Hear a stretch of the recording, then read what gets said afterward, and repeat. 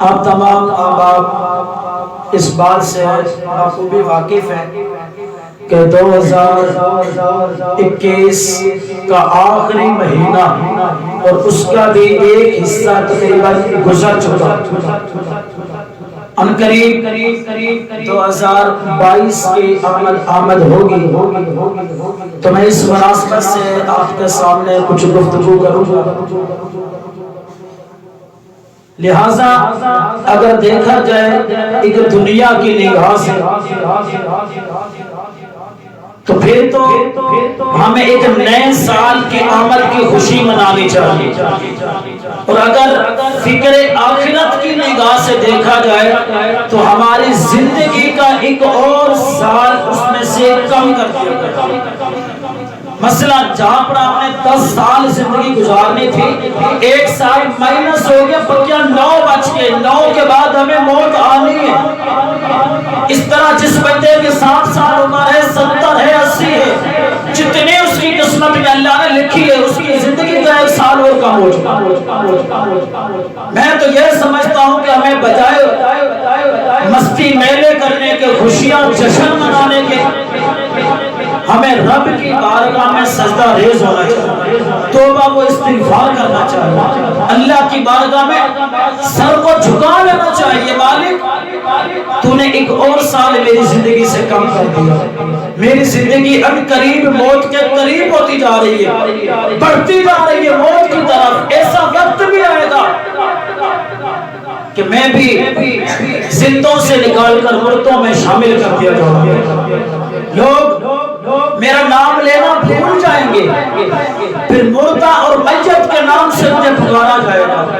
کچھ ہی لمحوں کے بعد چارپائی پہ اٹھا کے صبح قبرستان لے جایا جائے گا، تجھے ڈولی پہ کر کے سوار جنگل پہ لے جائیں گے، ہو تیار، جنگل میں لے جائیں گے۔ پھر لگے گا جو ایک دن میلا، چھوڑ آئیں گے تجھ کو اکیلا، کر رہی ہے قبر انتظار، جنگل میں لے جائیں گے تجھ کو نہلا کے، کپڑے پہنا کے، چارپائی پہ دلہا بنا کے، تجھے ڈالیں گے پھولوں کے ہار، جنگل میں لے جائیں گے، تجھے ڈولی پہ کر کے سوار جنگل میں لے جائیں گے، ہو تیار، جنگل میں لے جائیں گے۔ بچھو کاٹیں گے تیرے کفن میں، آگ بھڑکے گی تیرے بدن میں، نہ سنے گا کوئی فریاد، جنگل میں لے جائیں گے، ہو تیار، جنگل میں لے جائیں گے۔ شاعر اپنے اس کلام کے اندر کہتا ہے کہ تیاری کر لو، یہ وقت ہمارے پر قریب آنے والا ہے۔ ہمیں چارپائی پہ دلہا بنا دیا جائے گا، نہلا کے، نئے کپڑے پہنا کے، پھول ڈال کر، چارپائی کے اوپر جس طرح دلہے کو بٹھایا جاتا ہے اس طرح جنازے کو بٹھایا جاتا ہے، مردے کو لٹا کے صبح قبرستان کی طرف لے جایا جائے گا۔ پھر لگے گا جو ایک دن میلہ، اس دن بھی ایک میلہ لگے گا، جس طرح شادی کے موقع پہ میلہ لگتا ہے، اسی طرح فوتگی کے موقع پر بھی ایک میلہ لگتا ہے۔ پھر لگے گا جو ایک دن میلہ، چھوڑ آئیں گے تجھ کو اکیلا، تجھے پھر اکیلا سوئے قبرستان چھوڑ کر آنا پڑے گا۔ پھر لگے گا جو ایک دن میلہ، چھوڑ آئیں گے تجھ کو اکیلا، کر رہی ہے قبر انتظار، جنگل میں لے جائیں گے، ہو تیار، جنگل میں لے جائیں گے۔ قبر تو انتظار کر رہی ہے، دل میں بارہا مرتبہ پکار کر ہمیں کہتی ہے کہ تو ان قریب میرے اندر آنے والا ہے، کر لے کچھ تیاری، دنیا میں اکڑ کر نہ چل، کل کو تو نے میرے اندر بھی آنا ہے۔ آج اگر تو میری پیٹھ کے اوپر ہے، کل کو میرے اندر بھی آئے گا۔ ایک دن مرنا ہے، آخر موت ہے، کر لے جو کرنا ہے، آخر موت ہے۔ دنیا کے اندر بڑے بڑے بادشاہ آئے، بڑے بڑے حکمران آئے، بڑے بڑے طاقتور، بڑے بڑے مالدار آئے، لیکن خدا کی قسم ہر ایک کا ٹھکانہ صبح قبرستان میں ہی ہوتا ہے۔ مرنے کے بعد ہر ایک کو جو گھر ملتا ہے وہ ایک چھوٹی سی قبر کی صورت میں ہی گھر ملتا ہے، چاہے وہ کروڑوں روپے کا مالک ہو، چاہے وہ فٹ پاس پر سونے والا ہو، مرنے کے بعد ہر ایک کو قبرستان میں ہی دفن کیا جاتا ہے۔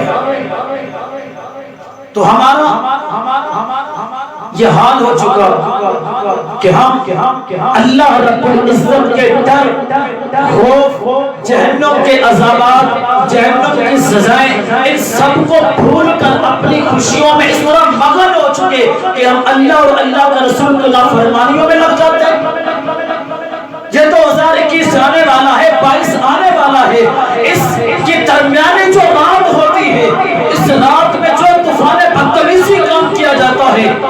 کی پناہ چاہتا ہوں۔ وہ سینما گھر جو سارا سال آباد نہیں ہوتے، لوگ ان کی بھی پہلے سے بکنگ کر کے رکھ لیتے۔ شراب نوشی عام کی جاتی ہے، زنا کو عام کیا جاتا ہے، اللہ و اللہ کے رسول کے حکموں کو چور چور کیا جاتا ہے اس سماج میں۔ تو کیا مرنے کو لوگ بھول جاتے ہیں؟ یاد رکھیں، ایک دن مرنا ہے، آخر موت ہے، کر لے جو کرنا ہے، آخر موت ہے، ہمیں مرنا ہے، جتنا مرضی ہم وقت گزار لے، ہم نے اس دنیا سے جانا ضرور ہے۔ اللہ نے اپنے پاک کلام کے اندر واضح فرما دیا، کل نفس ذائقۃ الموت، ہر جان نے موت کا ذائقہ چکھنا ہے، تو پھر یاد رکھیں ہمیں چکھنا ہے۔ اور اس حیات پر مسلمان تو مسلمان، کفار کا بھی یقین ہے، وہ بھی مانتے ہیں، اپنے تو اپنے غیر بھی مانتے ہیں کہ ہر بندے نے ایک نہ ایک دن اس دنیا کو چھوڑ کر جانا ضرور ہے۔ مانتے ہیں ساری ہیں، سب کا یقین ہے۔ اگر اس بات کا پتہ ہے ہمیں مرنا ہے، ہمیں دنیا کو چھوڑنا ہے، تو پھر ہم نے جس قبرستان میں جانا ہے اس کی تیاری کیوں نہیں کر لیتے؟ اس کے بارے میں پہلے سے فکر و آخرت کے بارے میں پہلے سے ہم غور کیوں نہیں کر لیتے؟ کیوں غافل ہوگے؟ آپ 2 دن کی 2 منٹ کی 4 سیکنڈوں کی خوشی کے لیے ہم اپنے رب کو ناراض کرتے تھے، اس کے حبیب کے حکموں کو چور چور کر رہے ہوتے، شرم نبی خوف خدا یہ بھی نہیں وہ بھی نہیں، کیا ہو گیا ہمیں؟ کس طرح ہم چل پڑے؟ ہم نے اپنے رب کو چھوڑ دیا، اپنے نبی کے طریقے کو ہم نے چھوڑ دیا، ہمیں کپڑے پسند آئے تو انگریزوں کے آئے، جو میرے آقا کا دشمن، میرے نبی کے دین کا دشمن، میرے رب کے حکموں کو مان کے نہ ماننے والے، قرآن کے دشمن وہ، اسلام کے دشمن وہ، مسلمانوں کے دشمن وہ، اور ہم انہی کے کپڑوں سے پیار کرتے ہیں، ہم انہی کے طور طریقوں سے پیار کرتے ہیں۔ اللہ کے نبی کی سنتوں کو تو ہم نے چھوڑ دیا۔ سر پہ امامہ رکھنا میرے آقا کی سنت ہے، ہم امامہ رکھنا تو دور کی بات، سر پہ ٹوپی رکھنا تو نہیں کرتے، نماز پڑھتے وقت میں ٹوپی سر پہ رکھنا تو ہی سمجھتے ہیں۔ تو خدا کے لیے آج میں ان کے بنا، آج مدد مانگ ان سے، پھر نہ مانیں گے قیامت میں اگر مان گیا۔ اللہ نے آج ہمیں زندگی عطا کی، اس زندگی کا فائدہ اٹھائے، اس زندگی کو اللہ اور اللہ کے رسول کے حکموں کے مطابق بسر کرے۔ میں قرب قیامت کے حوالے سے ایک تھوڑا سا تذکرہ آپ کے سامنے کرتا ہوں۔ لفظ سور، ایک یہ جانور کو کہا جاتا ہے سور، ایک سور جو قیامت برپا کرنے کے لیے حضرت اسرافیل علیہ السلام اسے بھوکے۔ اب یہ سور اللہ تبارک و تعالیٰ نے اپنے نبی کے ہاتھ میں عطا فرما دیا، اور وہ ہر وقت انتظار میں ہے کہ مجھے میرا رب کب حکم دیتا ہے میں اس سور میں پھونکوں۔ بہرحال قرب قیامت، جب قیامت قریب آ جائے، اللہ تعالیٰ اس فرشتے کو حکم دیتا کہ سور پھونکو۔ حضرت اسرافیل علیہ السلام سور پھونکیں گے، جس کی آواز عجیب و غریب قسم کی ہوگی۔ جب یہ سور پھونکا جائے لوگ اس کی دہشت سے ڈر جائیں گے، خوف کے مارے کھڑے ہو جائیں گے، روتے کھڑے ہو جائیں گے، دردناک قسم کی آواز ہوگی، بڑی گھبراہٹ والی آواز ہوگی، بڑی خوفناک قسم کی آواز ہوگی۔ یہاں پر ہی بس نہیں، پھر اللہ فرمائے گا اے میرے پیغمبر اس آواز کو اور تراز کرو، اس کو اور بلند کرو، اس سور کی آواز کو اور بلند کیا جائے گا، یہاں تک کہ آسمان جس طرح بادل ہوا میں چلتے ہیں، اس طرح آسمان اور پہاڑ یہ ہر چیزیں اپنی جگہ چھوڑ دیں گی، پہاڑ روئی کی طرح اڑنا شروع کر دیں گے، ادھر ادھر چلنا شروع کر دیں گے، آسمان کو اپنی جگہ سے کھینچ لیا جائے گا، زمین پہ تھر تھرا اٹھے گی، زمین پر ایسا زلزلہ جاری ہو جائے گا، زمین کو پھاڑ دیا جائے گا، لوگوں کی چیخیں نکل جائیں گے۔ یہاں پر بس نہیں، اس کی اور آواز کو کھینچا جائے گا، مائیں جو اپنے بچوں کو دودھ پلاتی ہیں وہ چھوڑ دیں گے، جن کے حمل ہوں گے حمل ان کے گر جائیں گے، اس طرح دہشت والی آواز ہوگی، یہ تو پہلی آواز ہوگی۔ پھر پھر اللہ کی طرف سے حکم ہوگا کہ اے اسرافیل علیہ السلام دوسری آواز کو پھونکا جائے. میں بڑا مختصر کر رہا ہوں اسے, بڑا مختصر کر رہا ہوں وقت کی نزاکت کے مطابق. دوسری آواز کو پھونکا جائے گا. حضرت اسرافیل علیہ السلام جیسے دوسری آواز پھونکیں گے تو اللہ تعالی تمام آسمان والوں اور زمین والوں کو موت عطا فرمائے, سب کے سب مر جائیں گے. پھر اللہ اپنے پیغمبر سے پوچھے گا اے اسرافیل علیہ السلام بتا اب کون زندہ ہے, بتا اب کون زندہ ہے. حضرت اسرافیل علیہ السلام عرض کریں گے اے میرے مالک لم یزل, تیری ذات وحدہ لا شریک ہے, تو زندہ ہے اور تو ہمیشہ زندہ رہنے والا ہے. تیرے برابر کوئی نہیں ہو سکتا, کوئی تیرا شریک نہیں, تو اکیلا ہے. نہ تیری کوئی اولاد ہے, نہ تو کسی کی اولاد ہے, نہ کوئی تیرا رشتہ دار ہے, نہ تو کسی کا رشتہ دار ہے, نہ کوئی تیرا باپ ہے, نہ تو کسی کا باپ ہے. تو اکیلا ہے اور تو ہمیشہ زندہ رہنے والا ہے. اس کے علاوہ میرے مالک لم یزل عرش الہی کو اٹھانے والے فرشتے بھی زندہ ہیں. حضرت جبرائیل اور حضرت میکائیل علیہ السلام بھی زندہ ہیں. پروردگار میں بھی زندہ ہوں. اللہ تعالیٰ پھر حضرت جبرائیل اور حضرت میکائیل علیہ السلام پر بھی موت طاری فرما دے. پھر پوچھے گا اے اسرافیل بتا کون زندہ ہے. مالک لم یزل تیری ذات زندہ ہے, تو ہمیشہ زندہ رہنے والا ہے, اور عرش الہی کو اٹھانے والے فرشتے زندہ ہے, میں بھی زندہ ہوں. پھر اللہ تعالیٰ اور عرش اعظم کو اٹھانے والے فرشتوں پر موت طاری فرما دے گا. پھر اس کے بعد حضرت اسرافیل علیہ السلام کو بھی موت آ جائے گی. پھر اللہ تعالیٰ اعلان کرے گا بتاؤ آج اس دنیا کے اندر بادشاہت کرنے والا کون ہے. کائنات کے اندر کوئی دوسرا نہیں ہوگا, کوئی زندہ ہوگا تو جواب دے گا نا. لمن الملک اليوم, آج کس کی بادشاہت ہے. پھر اللہ خود ارشاد فرمائے گا للہ الواحد القہار, خود اللہ ارشاد فرمائے ساری بادشاہی اللہ کی ہے, ساری کائنات اللہ کی ہے, طاقت والا اللہ ہے, رزق دینے والا اللہ ہے, ہر چیز ہمیں عطا کرنے والا اللہ ہے, اور اللہ کی ذات ہی ہمیشہ رہنے والی ہے. وہی حقیقت میں بادشاہ ہے, وہی حقیقت میں رہنما ہے, وہی حقیقت میں مالک لم یزل ہے, وہی حقیقت میں کن فیکون ہے, وہی حقیقت میں تمام کائنات کو پالنے والا ہے, رزق دینے والا ہے, ہر قسم کی چیزیں مہیا کرنے والا ہے, اپنی نعمتوں سے ہم گناہگاروں کو سرفراز کرنے والا ہے. اللہ کی تو ذات ہے, کوئی دوسرا نہیں ہے. تو پھر اللہ تبارک و تعالی حضرت جبرائیل حضرت میکائیل علیہ السلام ان دونوں کو دوبارہ زندگی عطا فرمائے. حضرت اسرافیل علیہ السلام کو بھی پھر سے زندگی مل جائے گی. پھر حکم ہوگا تیسری مرتبہ سور پھونکا جائے گا. آپ سور پھونکیں گے.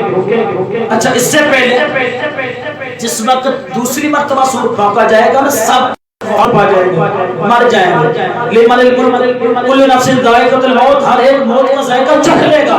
پھر اللہ تعالی اس زمین کو سمیٹ کر سائڈ پہ کر دے گا اور نیچے تانبے کی زمین بچھا دے گا. ہمارے اوپر جو یہ آسمان یہ بھی ختم کر دیا جائے گا.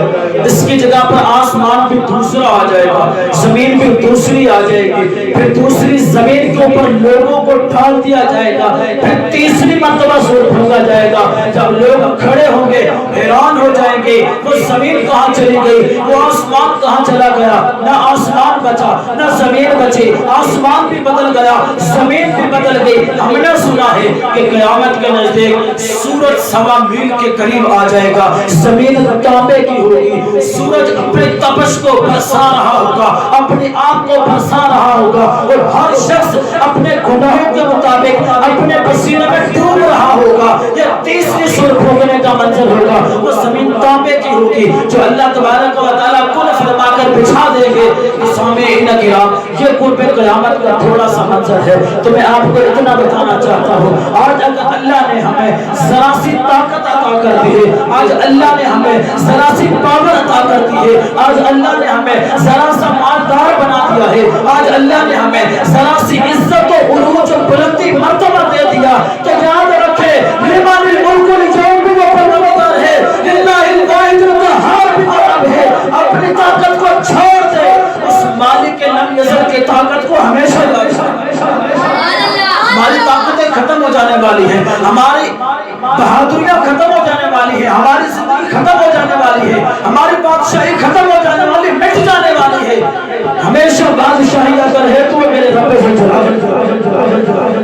تو ہمیں غرور و تکبر میں نہیں جانا چاہیے, ذرا سی خوشی کے لیے اپنے رب کی ذات کو نہیں بھولنا چاہیے, اس بات کو یاد رکھنا چاہیے.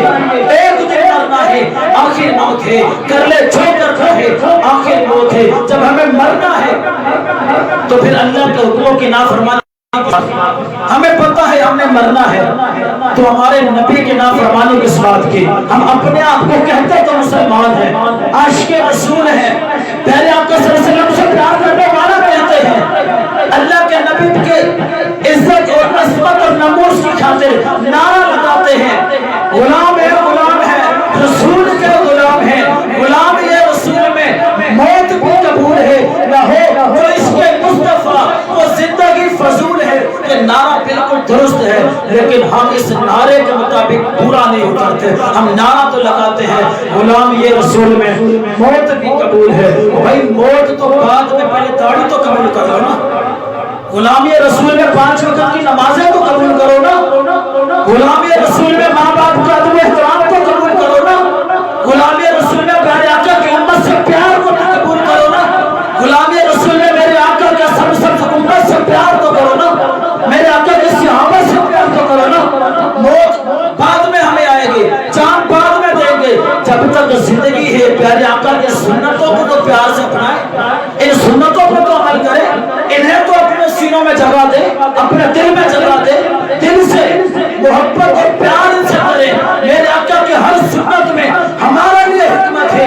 اگر ہم یہ نعرہ لگاتے ہیں غلام یہ رسول میں موت بھی قبول ہے, یہ اس وقت ہوگا ہم 5 وقت کی نماز بھی ادا کریں, اپنے چہرے پر سنت کے مطابق داڑھی بھی رکھیں, اپنے جسم پر جو لباس ہم پہنتے ہیں یہ بھی میرے آقا کے سنت کے مطابق ہو, ہمارا دیکھنا مصطفیٰ کے مطابق ہو, ہمارا چلنا مصطفیٰ کے مطابق ہو, ہمارا بولنا مصطفیٰ کے مطابق ہو, ہمارا کسی سے لینا دینا مصطفیٰ کے مطابق ہو, ہمارا وعدہ کرنا مصطفیٰ کے مطابق ہو, ہماری ہر چیز ہر کام مصطفیٰ کے مطابق ہونا چاہیے.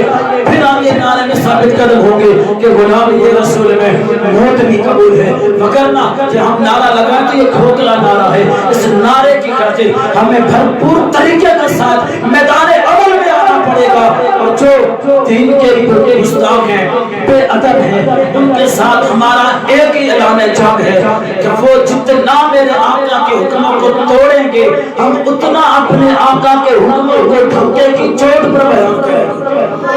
ہم اتنا اپنے آقا کی سنتوں کو اپنائیں گے, عمل کریں گے, اور اس پیارے آقا کی پیاری پیاری امت کے آخری فرد تک اپنے نبی کا پیغام کو پہنچائیں گے. یہی ہمارا سب سے بڑا تیر ہے جو دشمن کے منہ پہ تماچے کے طور پر ہم مارتے ہیں. اور ہمارے پاس کوئی طاقتیں نہیں ہیں, ایک ہی طاقت ہے, وہ دین اسلام کی طاقت ہے. اور اسلام کسی کا محتاج نہیں ہے, اسلام کسی کا محتاج نہیں ہے. علامہ خادم حسین رضوی صاحب رحمۃ اللہ تعالی علیہ آپ ایک جملہ ارشاد فرماتے تھے کہ اسلام اپنی پاور خود رکھتا ہے, اسلام اپنی پاور خود رکھتا ہے, یہ کسی کا محتاج نہیں ہے. اللہ تعالی ہمیں شریعت و سنت کے مطابق دین اسلام پر چلنے, اس پر عمل کرنے کی توفیق عطا فرمائے.